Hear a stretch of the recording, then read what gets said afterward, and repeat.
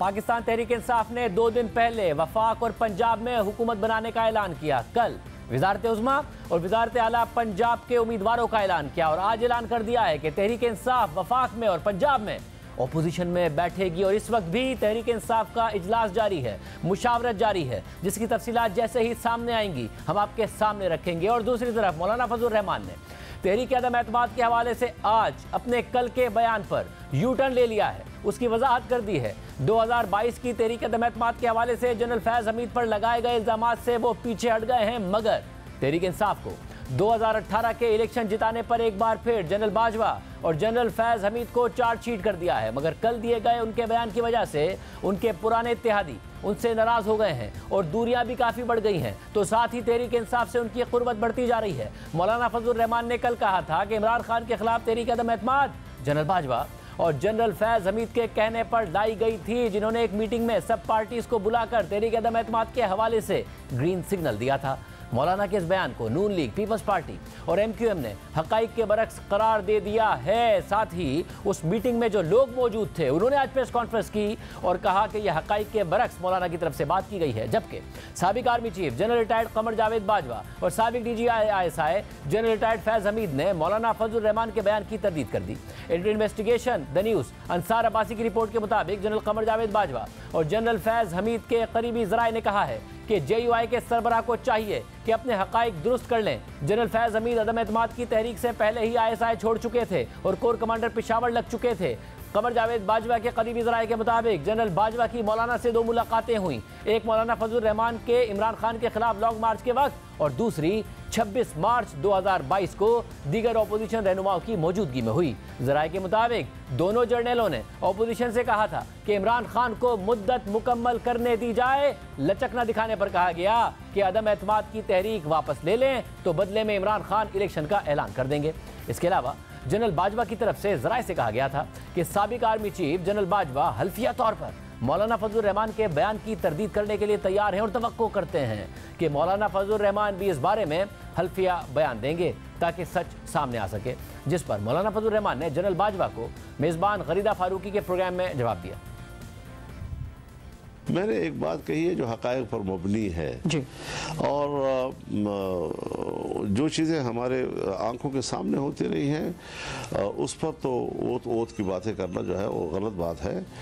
वो कहाँ ओत के एहतराम है उनके यहाँ? फ़ौज के अंदर कोई ओत का एहतराम है क्या? जनरल्स के यहाँ कोई ओत का एहतराम है क्या? जब उनके कमीशन होती है तो वो हल्फ नहीं उठाते कि हम सियासत में मुदाखलत नहीं करते? तो क्या उनको पता नहीं है कि वो मुदाखलत कर रहे हैं और करते रहते हैं हमेशा और अपना हल्फ तोड़ते रहते हैं? जो हमेशा अपनी इस दौरान मुलाजमत में मुदाखलत करते हैं और मुदाखलत करके अपना हल्फ तोड़ते रहते हैं, आज वो मुझे अगर कहता है कि मैं ओत उठाता हूँ तो इसकी क्या अहमियत होगी मेरे नज़र में? द न्यूज़ से बात करते हुए जनरल फैज़ हमीद के ज़राए ने कहा था कि जनरल फैज़ हमीद अदम एतमाद की तहरीक पेश किए जाने से कई माह पहले ISI छोड़ चुके थे। मौलाना साहब ये भूल गए हैं कि जिस वक्त इमरान खान के खिलाफ अदम एतमाद की तहरीक लाई गई थी उस वक्त जनरल फैज़ हमीद कोर कमांडर पेशावर थे। आज दिन भर ये मौक़िफ़ चलता रहा और फिर बाद में खुद मौलाना फजल रहमान अपने बयान से पीछे हटते हुए कहने लगे कि जनरल फैज़ हमीद का नाम गलती से उनकी ज़बान पर आ गया था, मगर साथ ही उन्होंने 2018 के इंतखाबात में धांधली कराने और PTI को जितवाने पर दोबारा जनरल बाजवा के साथ साथ जनरल फैज़ हमीद को भी चार्जशीट कर दिया। इस हद तक तो बात सही है कि जनरल फैज़ का जब मैंने नाम लिया है तो वो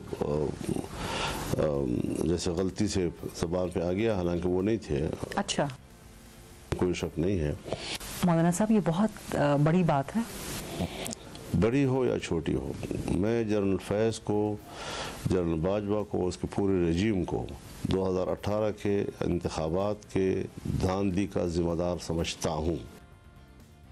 सिर्फ यही नहीं, मौलाना फजल रहमान ने कल कहा था कि जनरल बाजवा और जनरल फैज़ हमीद के कहने पर ही इमरान खान के खिलाफ तहरीक अदम एतमाद लाई गई थी। खाका उन्होंने तैयार किया था, नून लीग और पीपल्स पार्टी ने इस पर मोहर लगाई थी। लेकिन आज मौलाना फजल रहमान ने यह कहा कि जनरल बाजवा ने तहरीक अदम एतमाद वापस लेने और वज़ीर आज़म इमरान खान की तरफ से इस्तीफ़ा देने का ऑप्शन दिया था, जिसे तमाम जमातों ने मुस्तरद कर दिया था।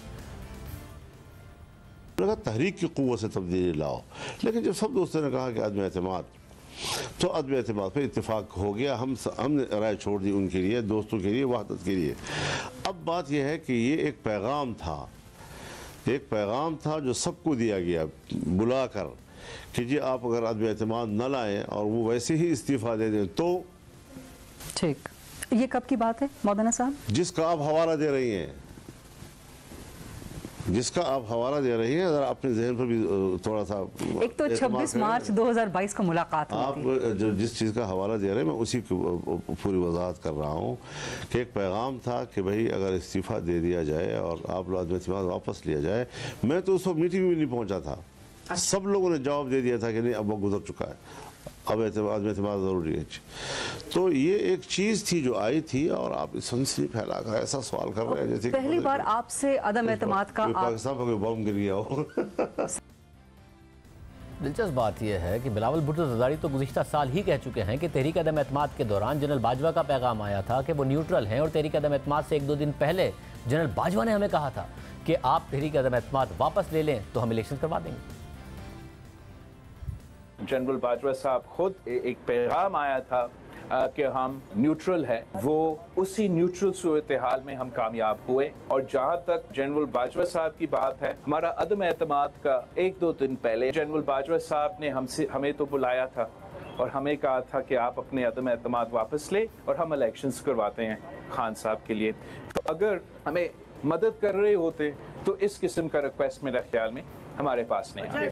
अब दिलचस्प बात यह है कि जब तहरीक अदम एतमाद पेश हो गई थी तो इमरान खान ने अमरीकी साजिश का बयानिया बनाकर और बहाना बनाकर डिप्टी स्पीकर कासिम सूरी के जरिए उसे मुस्तरद करा दिया था और फौरी तौर पर असम्बलियाँ तहलील कर दी थी और सदर आरिफ अलवी ने फौरी तौर पर उनके एडवाइस पर यह काम कर दिया था, यानी इलेक्शन का माहौल बन गया था। सिर्फ यही नहीं, तहरीक अदम एतमाद के बाद जब ये बहस चल रही थी कि क्या एस्टैब्लिशमेंट ने अपोजिशन को ऐसा कोई पैगाम भेजा था और अगर हाँ तो किसके कहने पर भेजा था, तो साबिक DGISPR major general Babar Iftikhar ने भी इसकी तस्दीक की थी और दावा किया था कि वज़ीर आज़म हाउस यानी इमरान खान के दफ्तर ने आर्मी चीफ जनरल कमर जावेद बाजवा से रब्ता किया था और बीच बचाव की बात की थी और मुलाकात के दौरान 3 ऑप्शंस पर बात हुई थी, जिसमें से एक ऑप्शन ये था कि तहरीक अदम एतमाद वापस ले ली जाए तो इलेक्शन करवा दिए जाएंगे।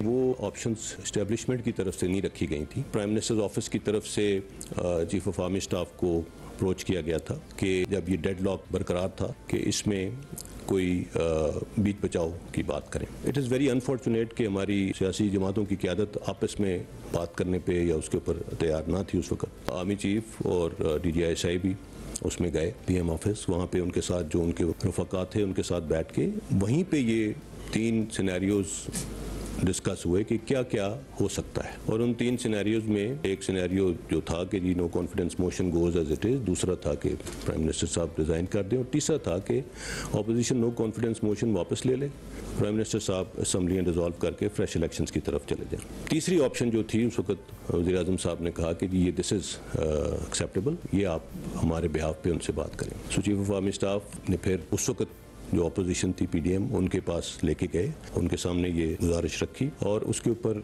सरासल बहस के बाद उन्होंने कहा कि जी हम इस तरह का कोई कदम अब नहीं करेंगे, we will go as we want, as we have planned.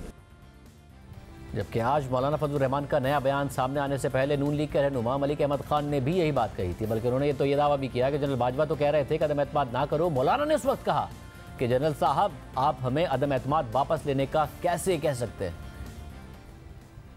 मेरे सामने जो वाकया पेश आया मैं आपके सामने रखना चाहता हूँ, वो ये था कि उसमें तो वो कह रहे थे कि अदम एतमाद ना करो, वो तो उसके नुमाइंदे इमरान खान के, जिसको मैं भी माइंड कर रहा था कि ये क्या कह रहे हैं, ये कैसे बात कर रहे हैं। और जनरल फैज तो उस वक्त सबकी हिट लिस्ट में था। किस वक्त जनरल फैज ने इनको जाके बायो साहब के साथ एक मीटिंग जिसमें सब पूरी पॉलिटिकल पार्टीज के सरबराहान थे, उस मीटिंग में हम भी सोच रहे थे कि अगर ये इलेक्शंस दे रहा है तो हमें इस ऑर्डील में से गुजरने की क्या जरूरत है, अगर ये स्टेप डाउन करता है और फौरी इलेक्शन की तरफ चला जाता है। तो मौलाना का वहां पर मेरी मौजूदगी में इस बात पर कि आप हमें ये क्यों कह रहे हैं, अब हमने ये सब कुछ किया है, मौलाना ने उस वक्त बड़ा फर्म स्टैंड दिया। उन्होंने कहा जनरल साहब आप हमें विड्रॉ करने के लिए कैसे कह सकते, अगर तो ये जनरल साहब ने डलवाई थी तो फिर वो विड्रॉ कराने क्यों आए बैठे थे। और जनरल फैज का तो गालिबन ये झगड़ा रहा इस बात पे कि वो वहां पर नहीं थे और वो तो उस वक्त शायद कोर कमांडर होंगे, प्रॉब्ली आई डोंट नो, वो अपनी बात खुद कर सकते हैं, मुझे नहीं पता। सिर्फ यही नहीं, तहरीक अदम एतमाद के दिनों में होने वाली उस मीटिंग में मौजूद MQM के सरबराह खालिद मकबूल सिद्दीकी ने भी आज मौलाना फजलुर रहमान के कल के बयान पर रद्दमल देते हुए कहा कि जनरल बाजवा ने तो अदम एतमाद वापस लेने की बात की थी। जिस मीटिंग की बात की जा रही है 26 मार्च की, उसमें MKM को भी मदऊ किया गया था, मैं मौजूद था। जो बात मौलाना फजलुर रहमान ने इस हवाले से की है, मामला मुकम्मल तौर पे इससे मुख्तलिफ है, मुकम्मल तौर पे इससे मुख्तलिफ है। मैं इस बात की वजाहत कर दूं कि बाजवा साहब ने अदम एतमाद तो पेश हो चुकी थी, उस पर तो बात हो रही थी, उस पर तो काम हो रहा था। ये बात उससे पहले की जा सकती थी, महीने 1.5 महीने पहले। उस दिन उन्होंने अदम एतमाद वापस लेने की बात की। इसका मतलब अदम एतमाद की तहरीक पेश की जा चुकी थी या उसके तमाम मरहल मुकम्मल हो चुके थे। इससे आगे अगर हमने और आपने बात बढ़ाई तो आप जमहूरियत के लिए कोई मौका खो न दें। जबकि इमरान खान के अमरीकी साजिश के बयानिए पर आज मौलाना फजलुर रहमान ने कहा है कि अदालत ने भी साबित कर दिया कि कोई साजिश नहीं थी और अमरीका से भी वजाहत आ गई और यहाँ के इदारों ने भी कह दिया कि कोई साजिश नहीं थी।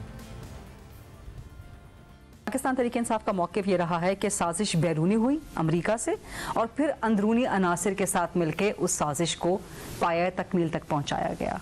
तो क्या आप समझते हैं? वो तो मेरे ख्याल में कोर्ट ने भी साबित कर दिया कि बाहर की कोई साजिश नहीं थी और अमेरिका से भी जो है वजाहत आ गई कि कोई बाहर की साजिश नहीं थी। यहाँ के इदारों ने भी कह दिया कि कोई बाहर की साजिश नहीं थी, तो वो तो ख़त्म हो गई बात। अब इसके अलावा मौलाना फजलुर रहमान ने कल तहरीक इंसाफ के वफ़द से मुलाकात से मुताल्लिक़ कहा है कि धांधली तो यकीनन हुई है, लेकिन हम कहते हैं कि धांधली तो आपके लिए हुई है और ये बात मैंने तहरीक इंसाफ के वफ़द से कही। मौलाना फजलुर रहमान का और JUIFA का मौक़िफ़ यही है कि खैबर पख्तूनख्वा में भी धांधली हुई है और उसका फ़ायदा ये तो मैंने उनसे कल खुद कहा है। अच्छा कि KP में धांधली हुई और आप उसके बेनिफिशियरी हैं। आपके मेहमान, आपकी मेहरबानी, आप तशरीफ लाए हैं। धांधली तो यकीनन हुई है, ये हमारा मौक़िफ़ है, लेकिन आप तो कहते हैं कि धांधली हुई है और हम कहते हैं कि धांधली तो आपके लिए हुई है। PDM की तमाम जमातों ने इस बात पर इत्तेफाक किया है कि हम इस नाजायज़ हुक्मरान के ख़िलाफ़ अदम एतमाद लाएंगे और इस सिलसिले में जो हुकूमत की हलीफ जमातें हैं उनसे भी राब्ते करेंगे कि वो अपना इत्तेहाद ख़त्म करके मुल्क और कौम पर रहम करें। मैं यहाँ से मुकम्मल तौर पर मुतमईन होकर जा रहा हूँ। MKM को शायद एक आध दिन फॉर्मल ऐलान करने में लग जाए। पीपल्स पार्टी ने ये इशारा दे दिया है कि हम उनके मुतालबात तस्लीम करने को तैयार हैं। आप भरोसा करते हैं? जाहिर है, भरोसा ना हो तो मैं यहाँ खड़ा ना हो सकता। अदम एतमाद की तहरीक की कामयाबी यकीनी है। अगर वो कहते हैं कि हम गैर जानिबदार हैं, हमारा सियासत से कोई ताल्लुक नहीं है, तो इसके जवाब में वो क्या कहता है कि न्यूट्रल तो जानवर होता है। अब ये मुल्क के इदारों के बारे में अदम एतमाद की तहरीक इंशाअल्लाह कामयाब होगी, लेकिन एहतमाल है नहीं भी हो सकती। मत सोचो कि फिर तुम हुकूमत कर सकोगे, फिर मामलात गली कूचों की तरफ जाएंगे, फिर मामलात सड़कों पे आएंगे, फिर अनारकी की तरफ जाएंगे। 172 अरकान को पूरा करना आपकी जिम्मेदारी है, ईवान में उनको कैसे लाएंगे? 172 से ज्यादा। तो ये आज के दिन आप क्या कहेंगे? मेरे ख्याल में ये कौम की फतह है और जमहूरियत की फतह है और एक नाजायज और नाअहल हुक्मरान से कौम को निजात मिली है और इस पर पूरी कौम को आज खुशी का दिन मनाना चाहिए। खान साहब के क्या कहेंगे? कोई होगा उनका या सिर्फ खामोश बैठेंगे? क्या मशवरा उनके लिए? मसखरा मुक्त किया।